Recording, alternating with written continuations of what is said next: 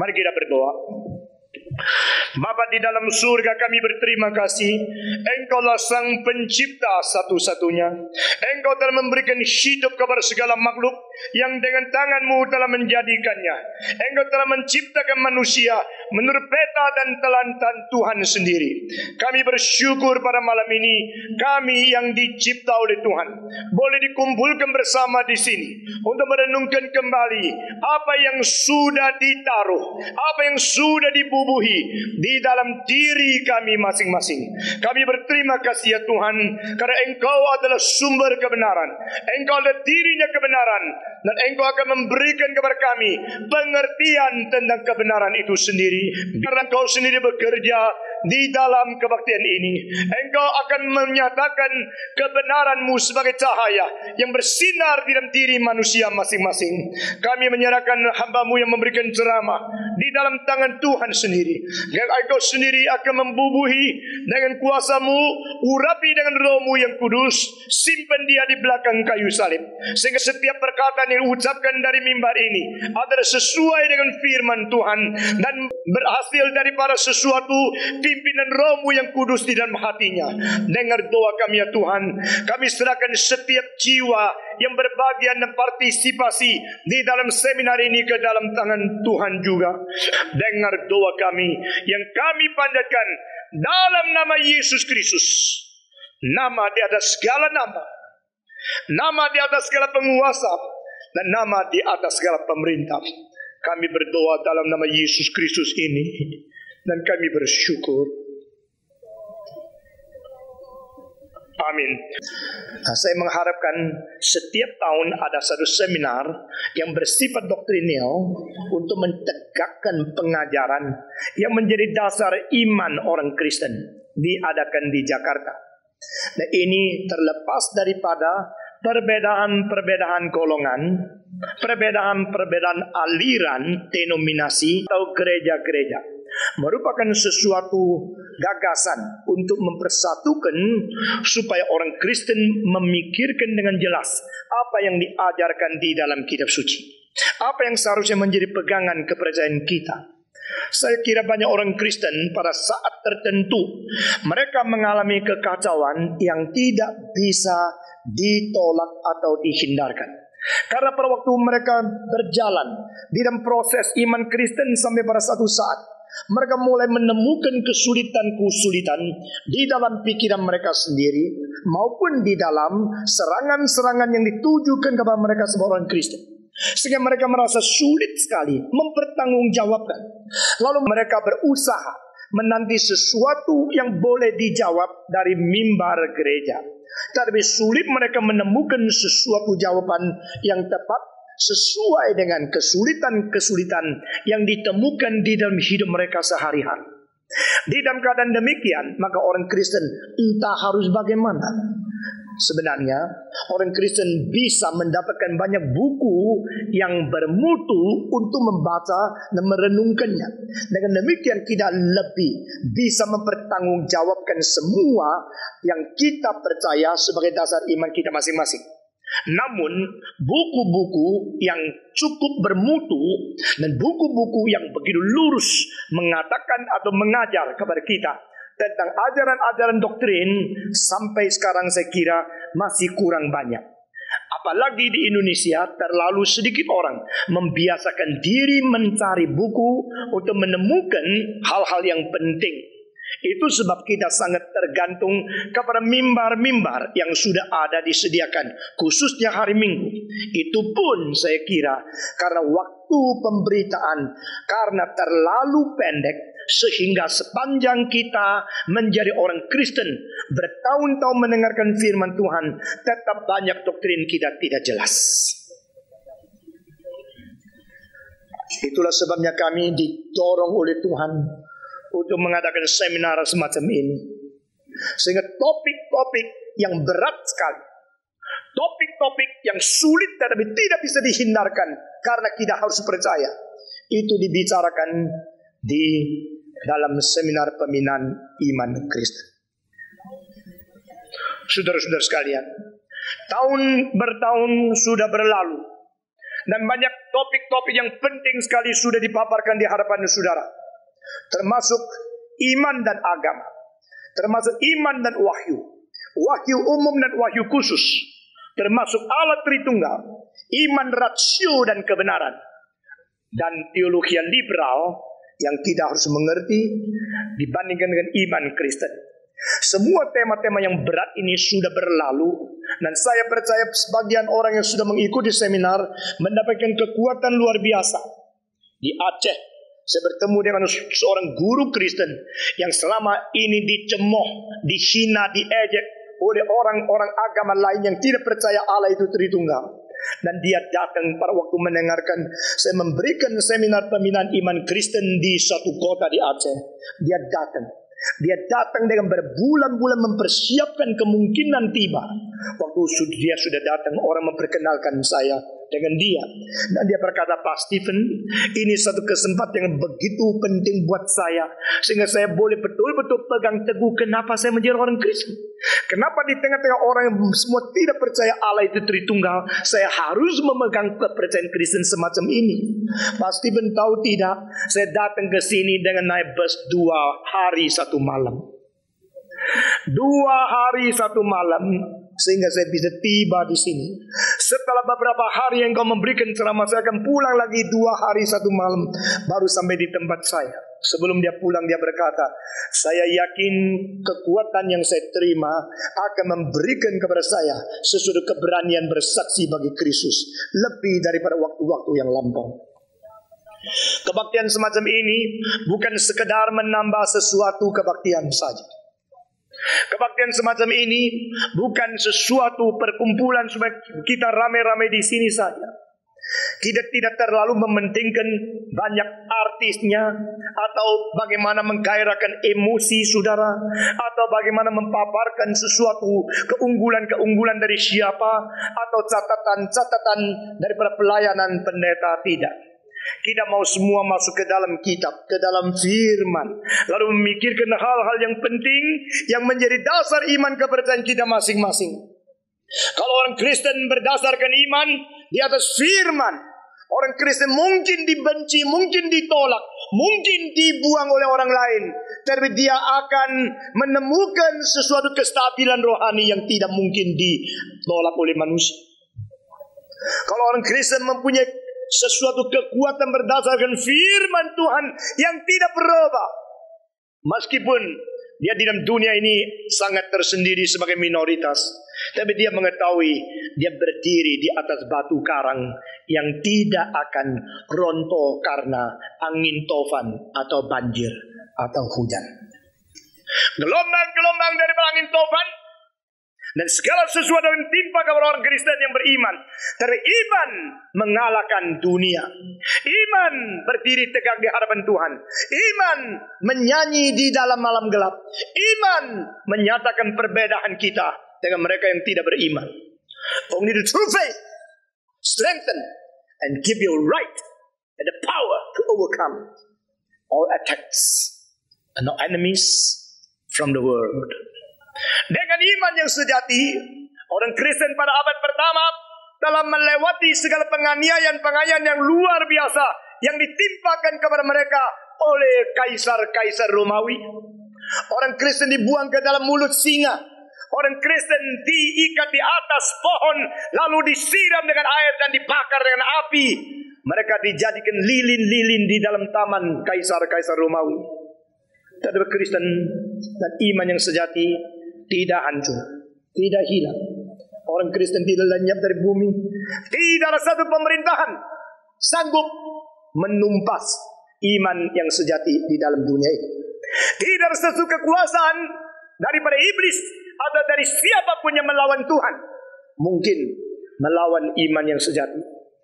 Yesus Kristus berkata, yang bisa mematikan tubuhmu tetapi tidak mungkin membunuh jiwamu, jangan takut kepada dia.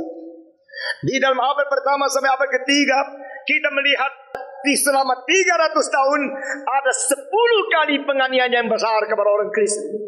Tapi mereka beriman teguh dengan berdiri di atas firman Tuhan, mereka melawan segala macam penganiayaan, bukan dengan kekuatan daging, dengan kekuatan rohani mereka. Sehingga gereja tetap berdiri teguh dan mempunyai pengaruh sampai sekarang di dalam dunia. Saya tidak mau engkau menjadi orang Kristen yang hanya ikut-ikut. Saya tidak mau engkau menjadi orang Kristen yang ikut arus zaman.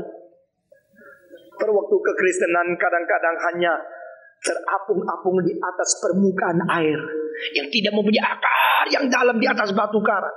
Banyak orang memperoleh anggota-anggota yang banyak, lebih banyak dan lebih banyak, hanya mencapai sesuatu fenomena yang terdiri daripada kuantitas jumlah saja. Tapi Tuhan mau kita mempunyai kualitas iman kepercayaan.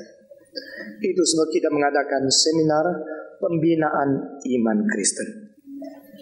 Saya bersyukur kepada Tuhan, jikalau 2 seminar yang lalu, yaitu tahun 88 dan 89, kita sedikit berbeda dengan seminar-seminar yang lalu sebelum 88. Karena pada waktu 88, topik dari seminar kita adalah iman, kebenaran, dan rasio. Ini sesuatu hal yang lebih ditujukan kepada aspek metode dan sifat iman, tetapi bukan inti iman yang dibicarakan. Pada tahun lalu kita bertopik iman Kristen dan teologi liberal. Ini juga mentitik berat kepada perbandingan dan memberikan penjelasan tentang asal-usul dan sumber teologi yang kurang benar, tetapi bukan berbicara langsung kepada inti iman. Baru tahun ini kita kembali kepada track atau kepada jalur yang sudah disiapkan dari permulaan. Inti iman kita tentang siapakah manusia. Pada hari ini kita mulai dengan topik beta dan teladan Allah. Ini merupakan seluruh pembahasan mengenai potensi dan krisis sifat manusia. The potential and the crisis in human nature. Man is created after the image and the likeness of God. Manusia dicipta menurut peta dan teladan Allah. Manusia berbeda dengan segala sesuatu. Mari kita membaca kitab suci dari Kejadian pasal pertama. Kitab Kejadian pasal pertama.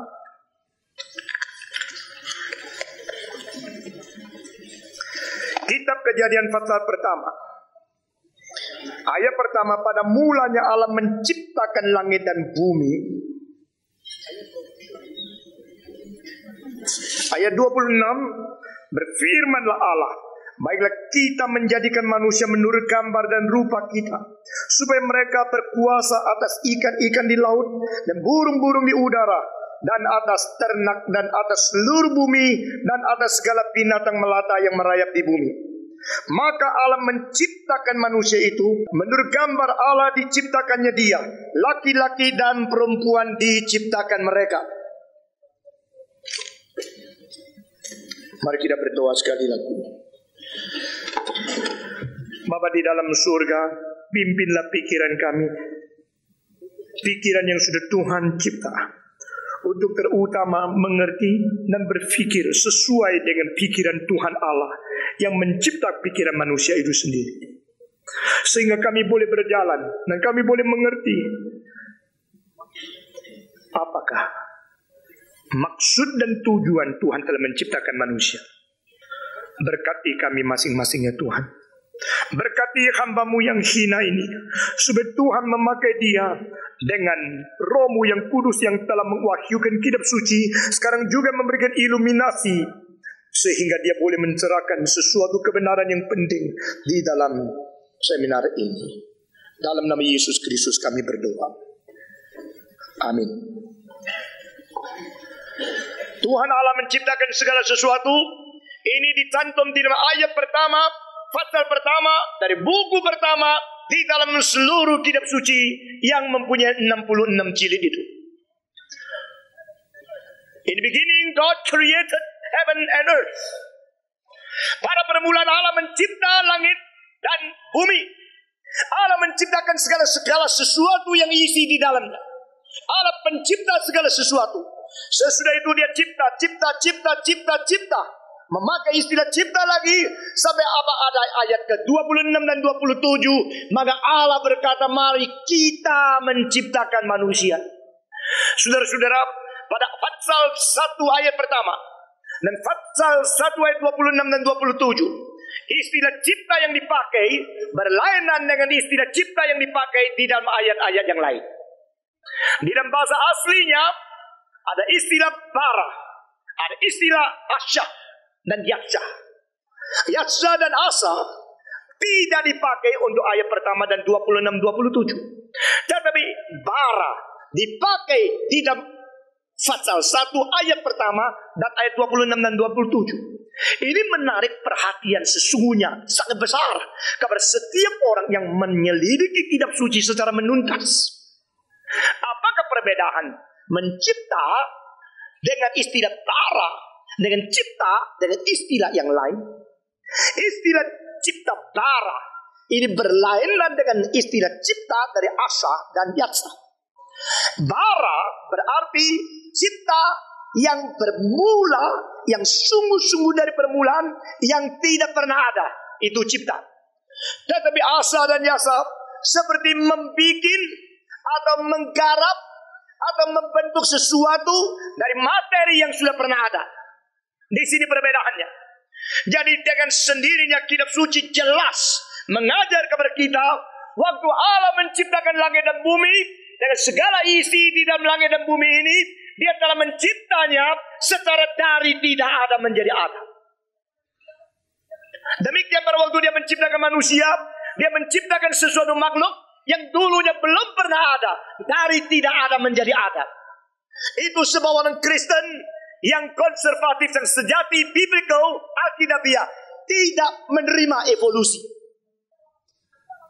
Di dalam menciptakan segala binatang, segala makhluk yang lain dengan menciptakan manusia.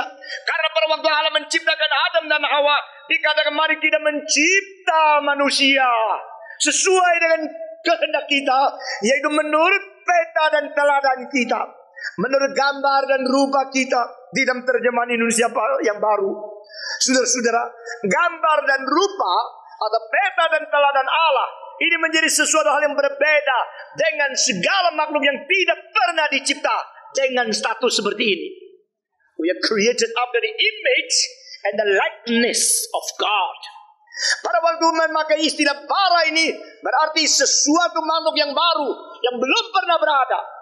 Di dalam bahasa Latin, cipta itu adalah creatio ex nihilo. Berarti dicipta dari ketidakberadaan. Ex keluar dari, nihil kosong. Dari kosong dicipta menjadi ada. Dari tidak ada menjadi ada. Itu cipta.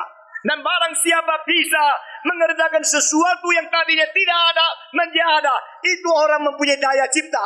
Dan yang sumber pertama dan satu-satunya untuk segala sesuatu itu adalah Allah pencipta. Creatio ex nihilo berarti dari tidak ada menjadi ada. Dengan demikian istilah bara pada waktu dipakai tidak menciptakan manusia, itu membuktikan Allah tidak bikin manusia melalui proses evolusi. Allah menciptakan manusia adalah sesuatu makhluk yang sebelumnya belum pernah ada, dan Dia belum pernah membentuk sesuatu makhluk lain seperti manusia. Ini bisa memberikan jawaban kepada kita. Jikalau Allah telah menciptakan langit dan bumi, lalu pada hari pertama adalah siang adalah malam. Jadi Alkitab memakai dengan cara memutar, ada malam baru ada siang.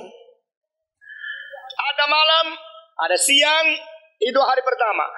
Ada malam, ada siang, itu hari kedua. Ada malam, ada siang, itu hari ketiga. Ada malam, baru ada siang, itu hari keempat. Mengapa bukan siang dulu baru malam? Setiap agama dan setiap kebudayaan selalu lebih suka mengatur urutan ini dengan siang dulu baru malam. Tetapi kitab suci berlainan, malam dulu baru siang. Melalui gelap menuju kepada terang. Pahit dulu baru ada manis. Mati dulu baru ada bangkit. Ini satu prinsip Alkitab yang begitu indah dan agung. Malam dulu baru siang. Kalau matahari dicipta pada hari keempat, bulan dicipta pada hari keempat, dan bintang-bintang dicipta pada hari keempat, mengapakah hari pertama, hari kedua, dan hari ketiga sudah ada malam, ada siang? Kalau hari pertama belum dicipta matahari, mengapakah ada hari, ada malam, ada siang? Kalau begini, hari pertama yang di tengah-tengah siang itu mata apa? Mata bukan hari? Mata apa? Saudara-saudara, itu pada waktu hari keempat mengatakan Allah menciptakan matahari, bulan, dan bintang, bukan memakai bara. Dia memakai istilah yang lain. Dengan demikian kita melihat dengan jelas pada waktu hari ke-6 manusia dicipta secara dari tidak ada menjadi ada. Manusia merupakan satu ciptaan satu-satunya yang berlainan dengan segala ciptaan sebelum manusia dicipta. Ini keunikan, ini sesuatu keheranan, ini sesuatu hal yang tidak ada bandingnya. Manusia dicipta oleh Tuhan Allah sebagai ciptaan yang distinct. We are distinctively created as a distinctive creature. Kita adalah makhluk ciptaan yang khusus, diciptakan secara khusus oleh Allah dengan maksud yang khusus. Kecuali kita tutup mata kita sendiri, kecuali kita menipu pikiran kita sendiri, kita baru bicara manusia sama binatang hampir sama. Tetapi dengan jelas kita tidak bisa tolak persamaan manusia dengan binatang hanya satu sifat, yaitu sifat fisika, sifat badania, sifat daripada luar ini, tubuh. Tetapi perbedaan manusia dengan binatang itu bukan satu, tetapi berpuluh-puluh ribu macam perbedaan. Hanya satu hal saja yang kelihatan manusia sama binatang sama, yaitu sifat tubuh ini. Tapi perbedaan terlampau banyak. Makin engkau menemukan perbedaan, makin engkau seorang yang inteleknya tinggi. Makin engkau menemukan perbedaan, makin engkau memuji dan bersyukur kepada Allah telah menciptakan manusia begitu beda dengan binatang. Orang yang tidak ngerti sama kok, sama. Anjing sama kucing hampir sama. Kucing sama macan hampir sama juga. Cuma satu gede, satu kecil. Lalu yang tidak pernah lihat macan, tidak pernah lihat kucing, begitu melihat dia tanya, kucing itu cucunya ya? Loh, kok bisa? Coba lihat sama, cara jalan sama. Di dalam bahasa itu ada cat family. Kucing itu adalah keluarga kucing, macan juga keluarga kucing. Sama. Sebab proporsinya kucing telinganya kekecilan sedikit. Coba kucing kedengar di bagian besar sedikit, yang belang-belang kuning persis macan. Nggak percaya, coba lihat. Sudah biasa tidak perhatikan, nanti malam pulang lihat kucing. Puji Tuhan, bukan macan, ini kucing. Di rumahmu itu kucing, kalau macan sudah masuk surga engkau. Nah, pada waktu engkau melihat persamaan, engkau bilang sama. Tapi saudara-saudara, seorang yang dinamakan expert, seorang yang kalau dinamakan dia adalah ahli, dia begitu cepat menemukan perbedaan di mana. Saudara-saudara, makin menemukan perbedaan, makin menyatakan engkau adalah seorang yang begitu hebat di dalam pengertian. Rolex yang palsu dan Rolex yang sungguh-sungguh. Kalau yang tidak ngerti, sama.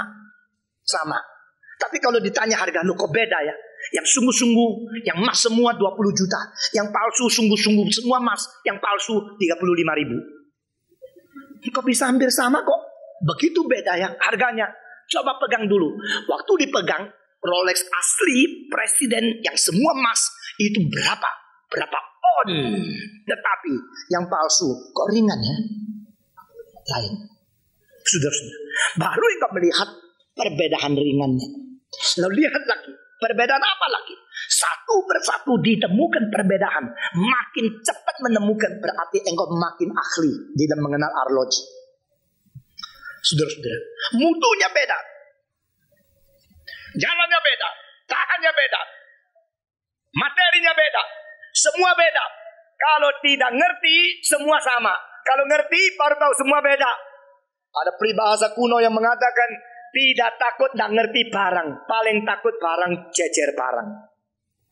Sesuatu barang yang kau tidak ngerti, tidak takut tidak ngerti. Tetapi kalau sudah dibanding ke barang jejer dengan barang, langsung kelihatan yang mana benar, yang mana tidak benar. Setiap hal itu demikian. Manusia dan binatang, kalau hanya kita mengerti secara persamaannya, kita orang yang bodoh. Tapi kalau kita bisa menemukan perbedaan manusia dengan binatang, makin menemukan makin banyak pengertian perbedaan di mana kita orang yang intelnya tinggi. Saya ambil satu contoh saja. Binatang pernah ketawa? Langsung kamu ketawa karena kamu bukan binatang. Binatang pernah ketawa enggak? Sesudah engkau lucu gitu jatuh kucing. Kok jatuh gitu sih? Saya aja enggak jatuh. Kucing enggak bisa ketawa. Dia tidak mengerti humor. Bukan tidak mengerti humor. Tidak ada sesuatu syaraf yang mengakibatkan gerakan ini untuk mentertawakan sesuatu. Tidak ada. Tertawaan itu sesuatu hak manusia. To laugh is a special privilege created within man. Ini di dalam buku teologi semua tidak ada. Bisa tertawa pun itu peta teladan Allah. Luar biasa. Tetapi orang tidak mengerti kapan harus tertawa. Orang yang tidak seharusnya ketawa, dia tertawa. Yang seharusnya tertawa, tidak tertawa. Itu orang sedikit tidak beres. Orang yang bisa melihat cara orang lain tertawa kepada dia itu artinya apa? Bisa memberikan interpretasi yang benar. Orang itu hebat. Sembarangan tertawa murah luar biasa. Tahu kapan senyum sedikit mahal sekali. Terlalu jual mahal nanti tidak laku. Jadi bisa tertawa hanya satu hal yang kecil saja. Manusia bisa tertawa. Dan bagaimana menyelidiki dan memupuk kesenian tertawa. Kesenian mengetawakan orang atau tertawa di dalam sesuatu ekspresi dari hidup dan pengertian dan nikmat yang tinggi sebagai manusia yang mutual respect, menghormati satu dengan lain, bisa ketawa. Itu luar biasa. Binatang itu tidak ada yang bisa ketawa kecuali binatang-binatang kartun dari Walt Disney. Dona Bebek dan anjing Pluto dan yang lain-lain itu bisa ketawa. Berusaha menerapkan sesuatu peta teladan yang hanya ada di dalam manusia untuk ditaruh di dalam dirinya binatang yang di dalam imajinasi manusia. Itu adalah kreativitasnya si Walt Disney yang menemukan kebudayaan kelas 2. Saya tidak pernah menggabungkan Walt Disney dan daya kreativitas yang menemukan kartun yang begitu besar pengaruh dan menghibur seluruh manusia ini di dalam kelas tingkat pertama. The Disney culture is a second rate culture, second class culture. Tetapi di dalam apa yang mau dilukiskan, apa yang mau diekspresikan melalui imajinasi dia yang mempermanusiakan binatang-binatang melalui usaha-usaha film-film kartun itu, ada beberapa unsur yang penting yang saya nilai. Saya bukan hanya lihat ketawa selesai tidur. Saya menilai secara teolog. Dari pandangan teologi, menilai kebudayaan. Dari pandangan teologi, menilai entertainment. Dari pandangan teologis, saya menilai akan Walt Disney dan kartun-kartun. Saudara-saudara, ini hanya satu contoh saja. Contoh ketawa. Waktu kita ketawa orang lain, ketahuan langsung kita berhenti. Tapi kadang-kadang waktu kita mentertawakan diri, tak berhenti-henti. Saudara pernah mentertawakan diri enggak? Waktu malam belum tidur, tutup mata tapi tidak tutup otak. Pikir-pikir kembali, ingat-ingat tadi. Lalu sendiri lalu mentertawakan. Lain kali jangan gini ya. Lalu yang jawab, iya lain kali tidak begini. Yang jawab juga aku. Yang mentertawakan ada aku. Diri mentertawakan diri. Bisa mentertawakan sesuatu. Itu sesuatu pentertawaan yang telah membagikan, memisahkan dirimu menjadi dua status. Status subjektif dan status objektif.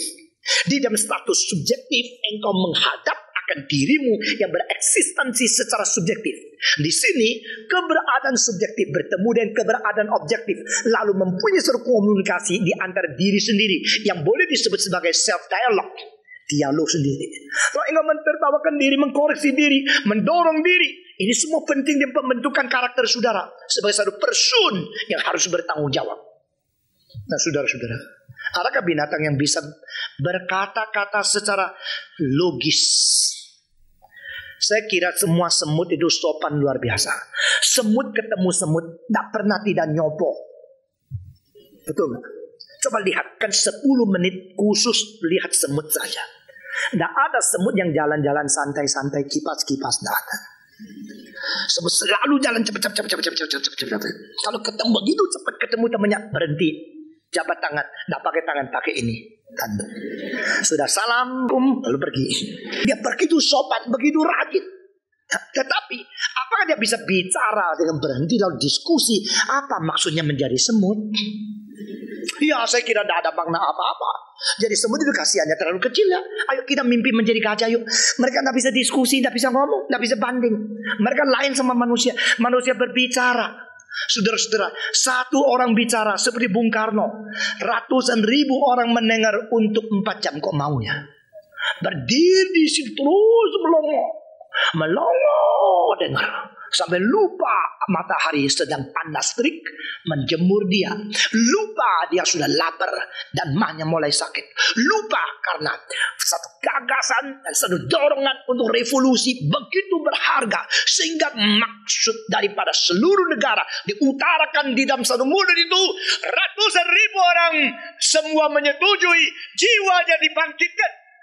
Pada waktu satu orang bicara berjam-jam, semua otak mulai diputar-putar oleh perkataan itu, mulai bekerja dan lupa yang lain. Ini tidak ada di binatang. Ini manusia. Allah mencipta manusia menurut peta dan teladannya. Adakah binatang berkebudayaan? Adakah binatang bersejarah? Saya dulu puji Tuhan, binatang tidak ada sejarah. Coba kalau andai kata binatang ada sejarah, pasti mata pelajaran kita tidak habis-habis. Belajar secara manusia aja sudah setengah mati baru lulus. Apalagi kalau ditambah lagi belajar secara kucing, secara anjing, secara kutu, secara apa macam-macam. Waktu sampai kapan sampai tua belum lulus SD. Saudara-saudara, binatang tidak ada sejarah. Kalau disebut sejarah hanya satu. Mereka harus makan tidur, sudah besar kawin, sudah kawin memberikan anak, sudah melahirkan anak, sudah tua mati yang lain terus makan lagi, tidur, besar, kawin, beranak, mati, besar, makan, beranak, mati. Itu sejarah binatang. Manusia bersejarah, manusia berkebudayaan, manusia berlinguistik, manusia berbicara, manusia bisa ketawa, manusia bisa berpikir. Manusia ini siapa? Siapakah manusia? Apakah maksudnya menjadi manusia? Di dalam diri manusia berapa banyak hal yang tersimpan di gudang? Saudara-saudara, jika kita membongkar potensi yang berada di diri kita masing-masing, jika kita membongkar kemungkinan yang tersimpan di dalam diri kita masing-masing, saya berkata kepada saudara, mungkin sampai engkau mati belum menemukan segala potensi yang sudah Tuhan taruh di dalam dirimu. Tetapi engkau begitu tega menghamburkan waktumu, hidupmu untuk berbuat segala hal yang tidak bernilai sampai mati. Engkau sudah jadi manusia, tapi engkau menjadi manusia yang begitu tidak berguna di hadapan Tuhan. Engkau sudah menjadi manusia, dan engkau begitu menghamburkan potensi sebagai manusia. Sama-sama menjadi orang, sama-sama makan nasi. Ada orang berpengaruh untuk ratusan ribu orang, ada orang membuat susah ratusan ribu orang. Siapakah engkau? Tahukah potensi apa yang berada di dalam dirimu? Allah berkata, aku mencipta manusia berbeda dan teladan aku sendiri. Mari kita mencipta manusia menurut peta dan teladan kita. Saudara-saudara sekalian, perhatikan di sini. Manusia dicipta secara terakhir di dalam segala proses ciptaan. Di dalam langkah-langkah Allah menciptakan segala sesuatu, manusia terakhir dicipta. The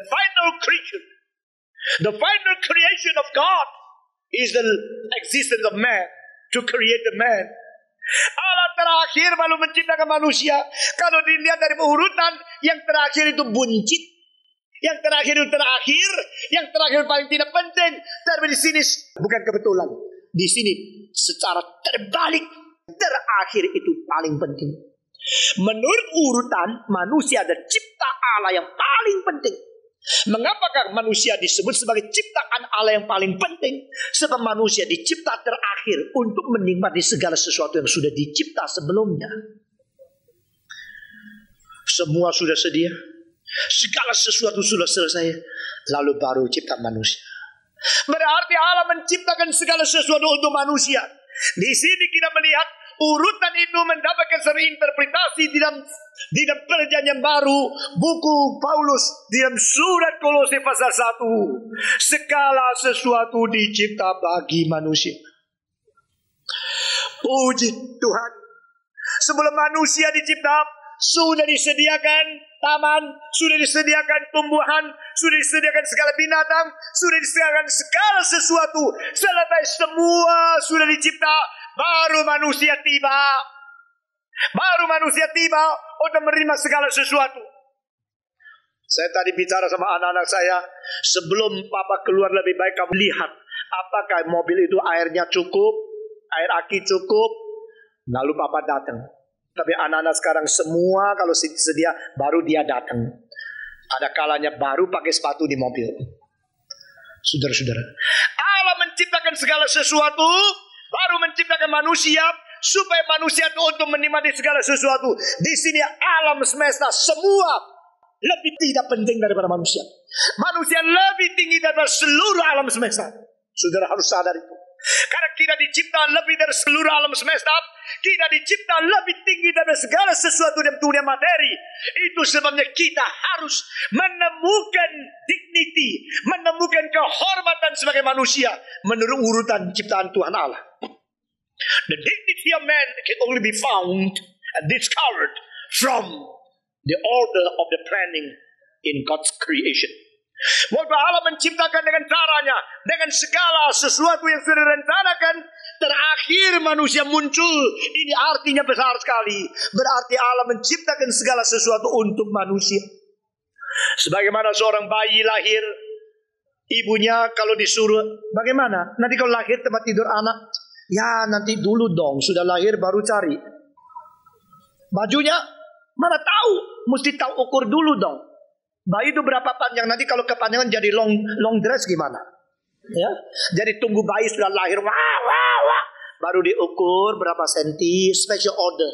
Ya, sebelum orang bikin jas mesti cocok, tangannya berapa panjang, kakinya berapa panjang, lalu dia begitu gemuk selimutnya mesti bagaimana, lalu selambunya berapa, tunggu dia lahir baru ukur-ukur, sudah selesai bikin dia mati. Tapi sebelum dia lahir sudah sedia popok apa semua. Apa sebab? Karena dia lebih penting dari tempat tidur. Dia lebih penting dari popoknya. Dia lebih penting dari selambunya. Dia lebih penting daripada bantalnya. Dia lebih penting dari gulingnya. Dia lebih penting dari selimutnya. Dia lebih penting daripada susunya. Dia lebih penting dari segala sesuatu. Segala sesuatu itu sudah dipersiapkan untuk menyambut kedatangan dia. Demikian Allah menciptakan segala sesuatu untuk menyambut kita yang dicipta menurut peta dan teladan Allah. Saudara-saudara, manusia berkehormatan luar biasa. Manusia mempunyai satu tujuan yang begitu tinggi yang diciptakan oleh Tuhan. Istilah dicipta menurut peta dan teladan Allah ini mengandung sesuatu sumber bijaksana yang lebih tinggi daripada segala sesuatu yang mungkin kita pikirkan. Saudara-saudara, pada waktu Immanuel Kant menjadi tua, dia menulis pucuk surat kepada seorang kawan filosof yang sama-sama menjadi filosof. Kawan akrab dia mencetuskan isi hati dia dengan kalimat begini. Sebenarnya yang saya ingin tahu seumur hidup ini hanya 4 pertanyaan yang besar. Yang pertama, siapakah manusia? Kedua, apakah yang boleh diketahui oleh manusia? Ketiga, manusia seharusnya berbuat dengan tingkah laku yang sepatutnya bagaimana? Keempat, apakah pengharapan manusia? Keempat pertanyaan ini besar sekali. Keempat pertanyaan ini mengenai siapakah manusia, apa yang bisa diketahui oleh manusia, apa yang harus diperbuat manusia, dan apa yang boleh diharap oleh manusia, menjadi dorongan untuk segala sesuatu yang berada di dalam nilai kebudayaan. What is man? What can I know? What should I do? And what can I hope?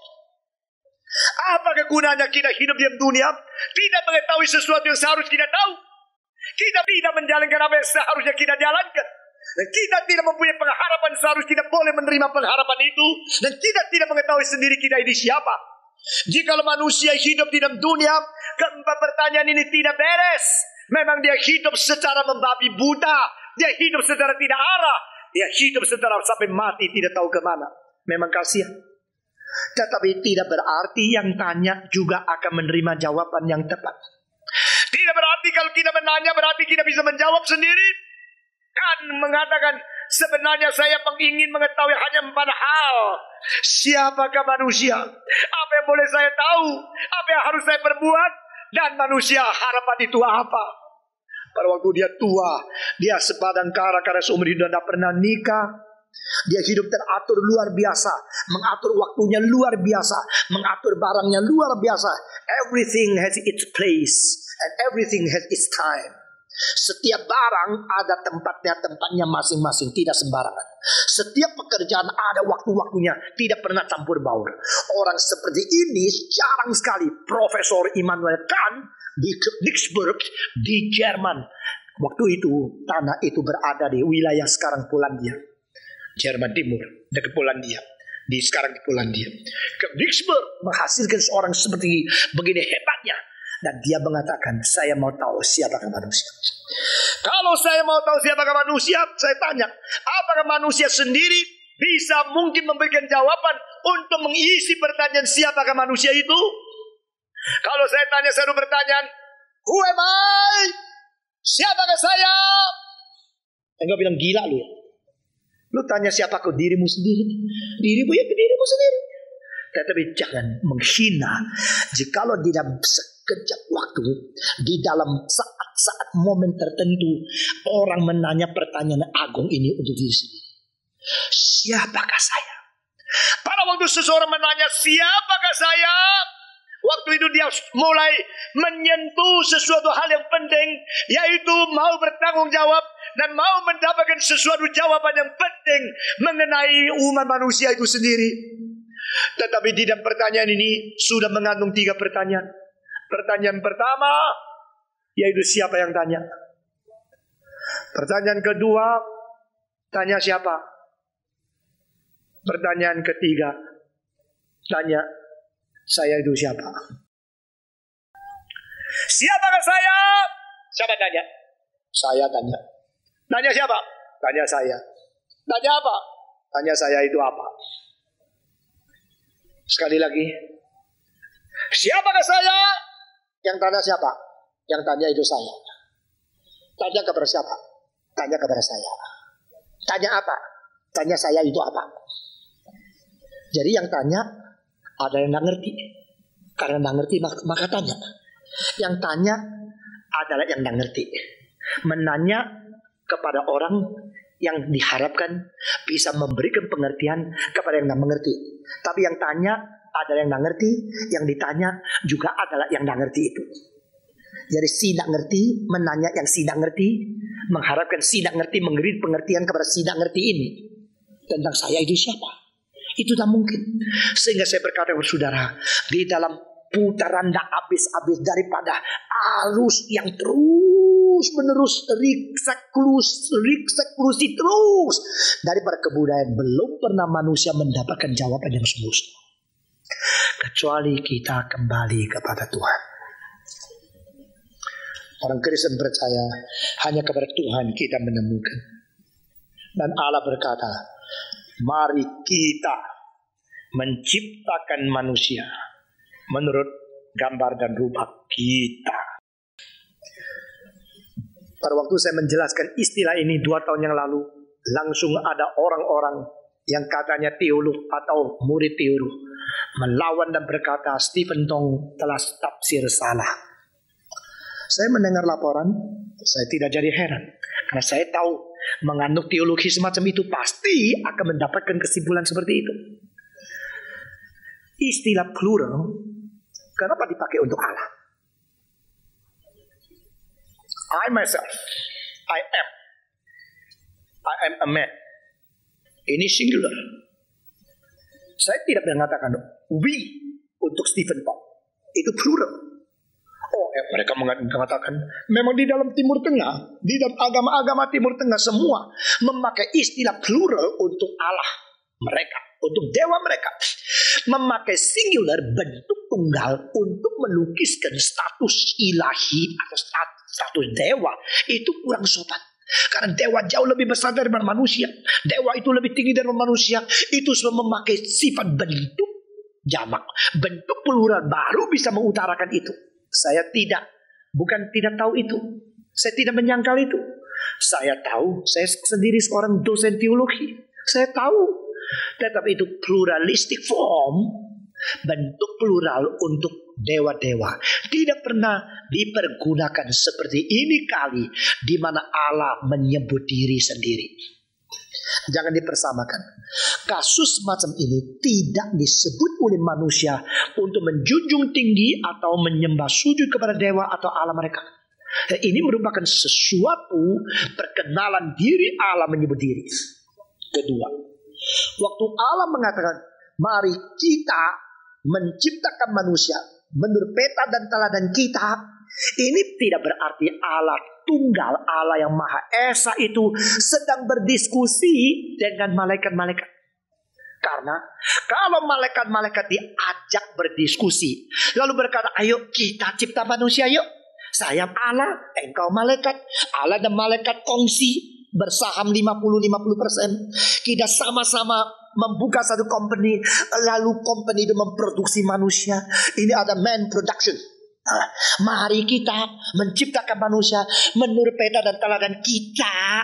Kalau kita itu ditujukan kepada diskusinya Allah yang tunggal dengan malaikat-malaikat, ini bidat. Karena tidak ada satu tempat atau satu ayat pun di seluruh kitab suci yang pernah mengatakan manusia dicipta menurut peta teladan malaikat. Kedua, ini bidat dan ini ajaran salah. Sebab malaikat belum pernah dikatakan di Alkitab sebagai pencipta. Mereka bukan saja bukan pencipta, mereka juga bukan pencipta bersama. They are not creator, neither co-creator. Mereka bukan saja bukan pencipta, mereka juga bukan yang menjadi pencipta bersama dengan Allah atau asisten pencipta. Tidak. Allah mencipta secara kekuatan Dia sendiri. Allah mencipta dengan gagasan dan segala rencana Dia sendiri. Allah mencipta dengan kuasa yang berasal dari diri Allah sendiri. Allah tidak pernah memerlukan asisten yang mencipta, atau tidak pernah berdiskusi atau minta counsel, penasihat daripada yang lain. Apalagi malaikat penciptaan Allah sesuai dengan apa yang sudah diwahyukan di dalam kitab suci. Sehingga yang dicipta tidak mungkin ditingkatkan menjadi bersama-sama, menjadi pencipta bersama. Itu sebab tafsiran pertama kita tolak, tafsiran kedua kita tolak, tafsiran satu-satunya pada waktu Allah mengatakan mari kita mencipta manusia menurut peta dan teladan kitab. Ini berarti di dalam diri Allah yang Esa ada oknum-oknum plural, ada oknum-oknum yang jamak. Berarti Allah Tritunggal sedang berkata-kata untuk menciptakan manusia. Allah Bapa, Allah Anak, dan Allah Roh Kudus adalah Allah satu-satunya yang bertiga oknum. Dan ketiga oknum ini sedang berdiskusi, sedang merencanakan sesuatu dengan ciptaan yang teragung, sehingga ditulis demikian jelas proses daripada penciptaan itu. Allah Bapa, Allah Anak, Allah Roh Kudus mencipta. Sebelum itu mereka bersama-sama berdiskusi, dan Allah berkata, mari kita mencipta manusia menurut peta dan teladan kitab. Di sini kita melihat manusia harus mempunyai komunikasi seperti Bapa, Anak, dan Roh Kudus saling mencintainya. Trinity is the foundation of the human communion. Trinity is the eternal example for human society. Trinity, the mutual respect between and among all the persons in the Trinity, is the example and the lighthouse to shine forth the light of love for human society and human mutual respects. Allah Tritunggal, ketiga oknum bagaimana saling menghargai, saling mengerjakan sesuatu kehormatan di antara dia sendiri dengan yang lain, menjadi satu sumber, menjadi satu teladan bagaimana seharusnya manusia menghargai satu dengan lain. Pembentukan masyarakat harus sesuai dengan cinta kasih yang dipaparkan dan dinyatakan di dalam ketiga oknum di Allah Tritunggal itu. Puji Tuhan, teologi ini terlalu dalam. Tapi kita kalau terus-menerus memikirkan, baru kita mendapatkan satu pangkalan yang kuat daripada pembentukan masyarakat yang sehat. Allah Tritunggal berkata, mari kita menciptakan manusia menurut peta dan teladan kita. Ini artinya adalah peta berarti sesuatu bentuk, ada sesuatu teladan, sesuatu rupa yang bisa diketahui bentuknya. Nah saudara-saudara, langsung manusia memikirkan ini dengan sesuatu keterbatasan, yaitu sesuatu hal yang bisa dilihat. Rupamu, rupaku, rupanya bagaimana? Langsung kita lihat hidungnya gini, matanya gini, kupingnya gini, rambutnya begini, itu rupa.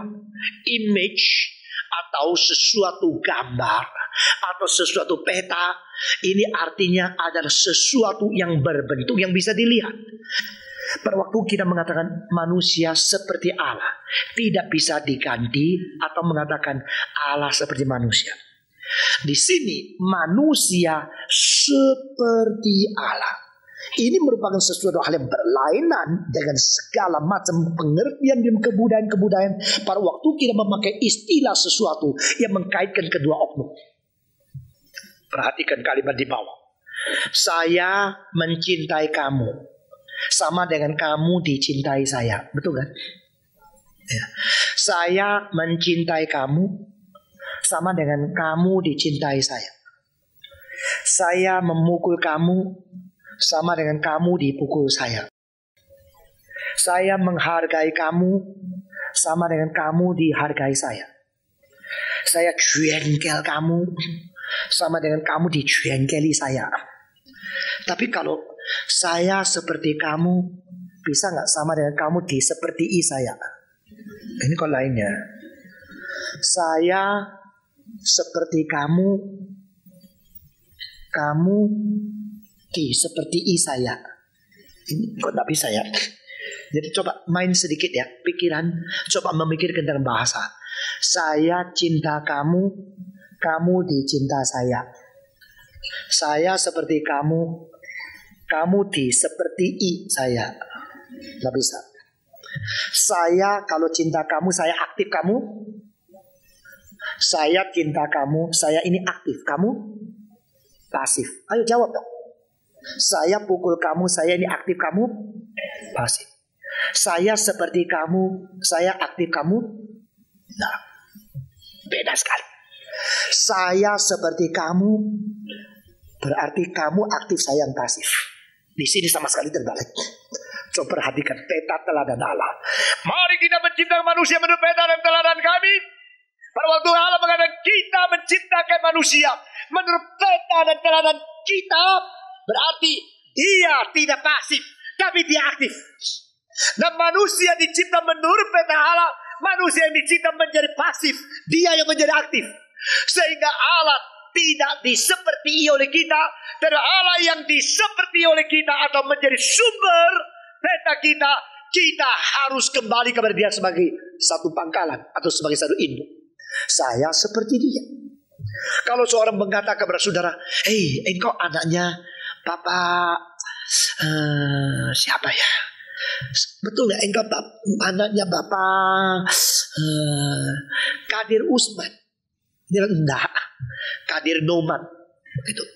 "Bapak saya bukan Kadir Usman, Kadirman yang lain." "Oh ya, sedikit sama.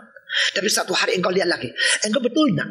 Ini anaknya daripada seorang yang bernama, kalau tidak salah, engkau anak dari seorang yang bernama Atma Jaya Kusumo ya?"